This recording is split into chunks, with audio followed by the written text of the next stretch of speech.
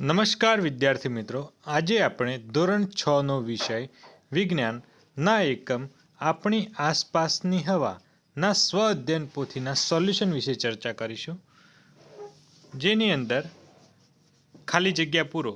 હવામાં ખાલી જગ્યા વાયુનું પ્રમાણ ખૂબ ઓછું હોય છે, તો કાર્બન ડાયોક્સાઇડ. હવામાં સૌથી વધુ પ્રમાણ ખાલી જગ્યા વાયુનું જોવા મળે છે, તો નાઇટ્રોજન. કોઈ પણ પદાર્થની સળગવાની ક્રિયા ઓક્સિજન વાયુની હાજરીમાં જ થઈ શકે છે. ત્યારબાદ હવા એ મિશ્રણ છે. ઓક્સિજન વાયુનું પુનઃ ઉત્પાદન વનસ્પતિ કરે છે. પછી ફુગ્ગાને જ્યારે ફૂલાવીએ છીએ ત્યારે તેમાં શેની હાજરી હોય છે? તો ફુગ્ગાને જ્યારે આપણે ફૂલાવીએ છીએ ત્યારે તેમાં હવાની હાજરી હોય છે. ચણા સિંગદાણાના ફોતરાને દૂર કરવા શાની જરૂર પડે છે? તો ચણા સિંગદાણાના ફોતરાને દૂર કરવા માટે હવા ફૂંકવાની જરૂર પડે છે. આપણે પૃથ્વીની સપાટીથી જેમ જેમ ઊંચે જઈએ તેમ તેમ હવા પાતળી અને ઠંડી થતી જાય છે.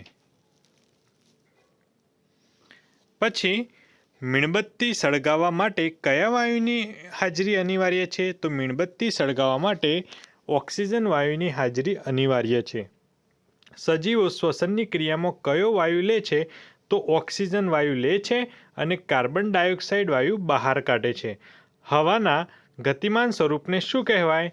તો પવન કહેવાય.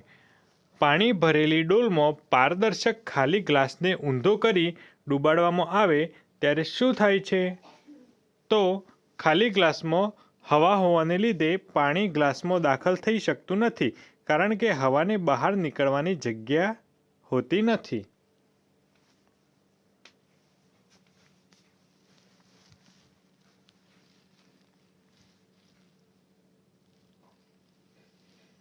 કુદરતના જળચક્ર માટે હવામાં પાણીની બાષ્પનું હોવું કેમ ખૂબ મહત્વનું છે?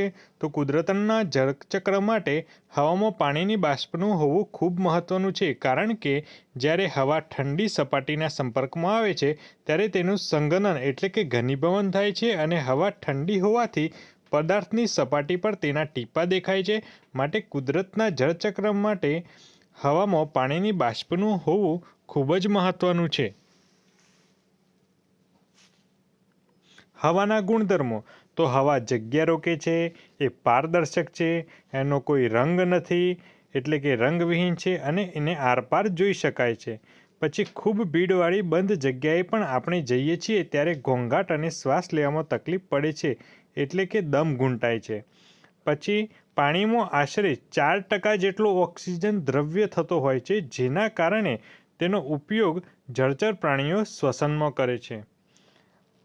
ત્યારબાદ ડ્રાઈવર બસ ચલાવે છે ત્યારે બસનો કાચ વારંવાર શા માટે સાફ કરે છે?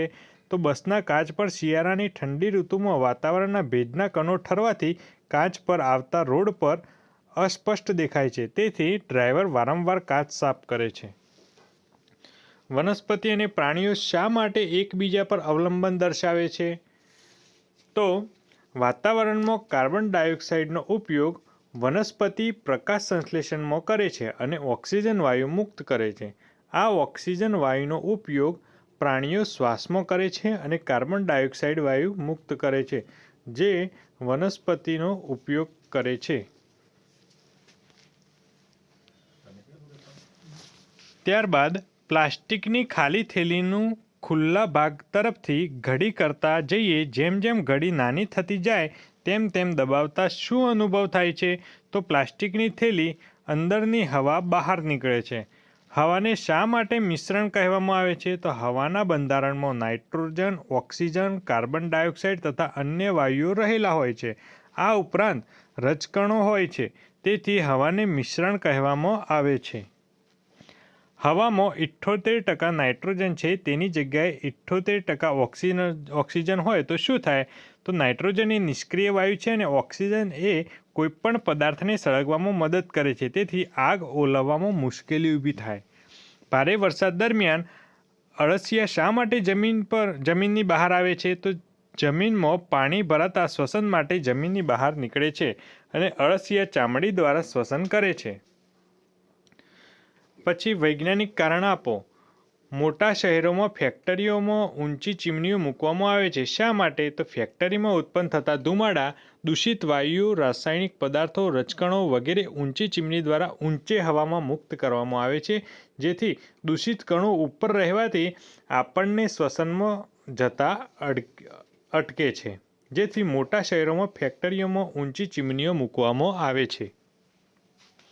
તમે જ્યારે પાવાગઢના પગથિયા ચઢો છો ત્યારે થોડા પગથિયા ચડ્યા પછી શ્વાસોશ્વાસની ક્રિયા ખૂબ ઝડપી થાય છે. શા માટે?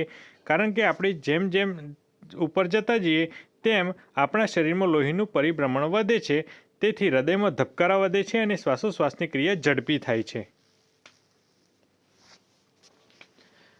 હવામાં ઓક્સિજન છે તે કેવી રીતે નક્કી કરી શકાય? તો 2 સમાન કદની મીણબત્તી સળગાવો. એક મીણબત્તી પર કાચનો ગ્લાસ ઢાંકી દો અને બીજી મીણબત્તીની જેમ છે તેમ ખુલ્લી રાખો. કાચના ગ્લાસવાળી મીણબત્તી થોડો સમય પછી બુઝાઈ જશે, જ્યારે બીજી મીણબત્તી સળગતી રહેશે. અહીંયા આકૃતિમાં દર્શાવેલું છે. તમે આકૃતિમાં જોઈ શકો છો કે ગ્લાસવાળી મીણબત્તી બુઝાઈ જાય છે. ખૂબ ખૂબ આભાર મિત્રો.